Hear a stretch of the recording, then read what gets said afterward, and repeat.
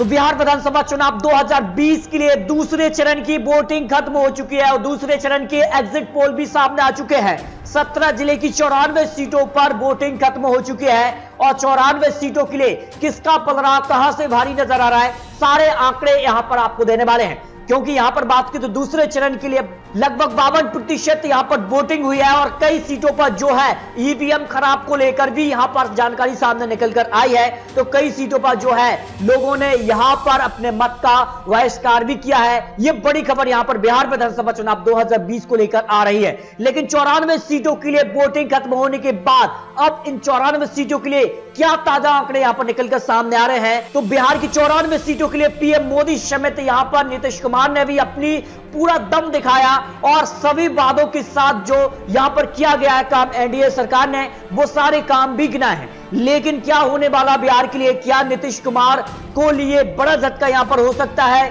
क्या RJD plus Congress गठबंधन जो है बिहार के लिए नया यहां पर मुख्यमंत्री बनाने वाली है? इस बार आपको कुछ बड़े आंकड़े देने वाले, क्योंकि 94 सीटों के लिए जो है कुछ बड़े आंकड़े यहां पर निकलकर सामने आ चुके हैं। जहां दोस्तों तेजस्वी यादव और तेज प्रताप यादव भी इन्हीं 94 सीटों में से आते हैं और उनकी फैसला यहां पर अब ईवीएम में कैद हो चुका है। बात करें तो कुल यहां पर 1463 उम्मीदवार चुनावी मैदान में थे और जिनमें सबसे बड़े उम्मीदवार यहां पर तेज प्रताप और तेजस्वी यादव यहां पर इन 94 सीटों में से आते हैं। 1316 पुरुष और 140 महिला चुनावी मैदान में उतरी, जबकि 623 ऐसे जो कैंडिडेट थे वो किसी भी पार्टी संबंधित नहीं थे, लेकिन 513 निर्दलीय भी चुनावी मैदान में उतरे हैं। अब यहां पर बात की तो जेडीयू ने जो है 43 उम्मीदवार अपने चुनावी मैदान में उतारे, भाजपा ने 40, कांग्रेस ने यहां पर 24 और यहां पर आरजेडी ने 56, जबकि एलजेपी ने 52, जबकि आरएलएसपी ने 36, सीपीआई 4, सीपीआईएम यहां पर 4, बसपा ने 33 और राष्ट्रीय क्रांति पार्टी ने यहां पर 29 चुनावी मैदान में अपने उम्मीदवार उतारे। लेकिन यहां पर बात की तो 2015 विधानसभा चुनाव में सबसे ज्यादा आरजेडी ने यहां पर 31 सीटें, जबकि भारतीय जनता पार्टी ने 22, जेडीयू ने 30, कांग्रेस ने 7 और यहां पर एलजेपी ने 2 सीटें हासिल की थी।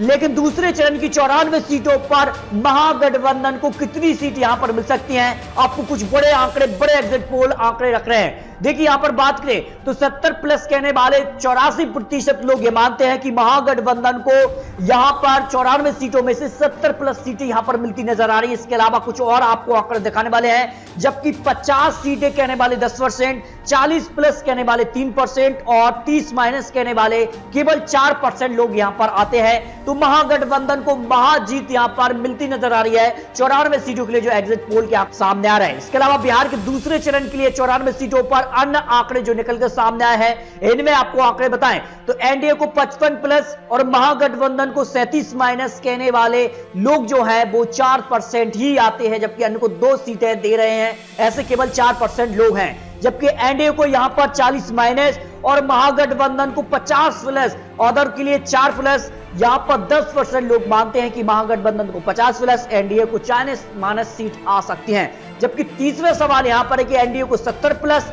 और महागठबंधन को 22 माइनस, अदर के लिए 2 सीटें, ऐसे लोग जो हैं वो केवल 9% ही आते हैं। जबकि महागठबंधन को यहां पर 70 प्लस और एनडीए गठबंधन को 20 माइनस, अदर के लिए 4, 67% लोग इस सवाल को लेकर जो है अपनी वोटिंग की है, यानी महागठबंधन को महाविजय यहां पर मिलती नजर आ रही है। दूसरे चरण की 94 सीटों के लिए अगर बात की तो एक और नया सवाल था कि इसमें से कौन सा आंकड़ा सही हो सकता है या नहीं हो सकता है। इस पर 10% लोगों का मानना है कि इसमें से कोई सा आंकड़ा सही नहीं हो सकता है। तो यह बिहार विधानसभा चुनाव 2020 की दूसरे चरण की 94 सीटों के लिए आपको एग्जिट पोल के आंकड़े दिए हैं। तो दोस्तों आपको क्या लगता है, बिहार की 94 सीटों पर से क्या महागठबंधन को ज्यादा सीट मिलेंगी या फिर यहां पर एनडीए गठबंधन को ज्यादा सीट मिलेंगी? इस पर अपनी राय कमेंट बॉक्स में रख सकते हैं और इसी प्रकार की और भी जानकारी पाना चाहते हैं तो अभी चैनल को सब्सक्राइब भी कर लीजिए। तो दोस्तों मिलते हैं और सटीक जानकारी के साथ, तब तक के लिए जय हिंद, जय भारत।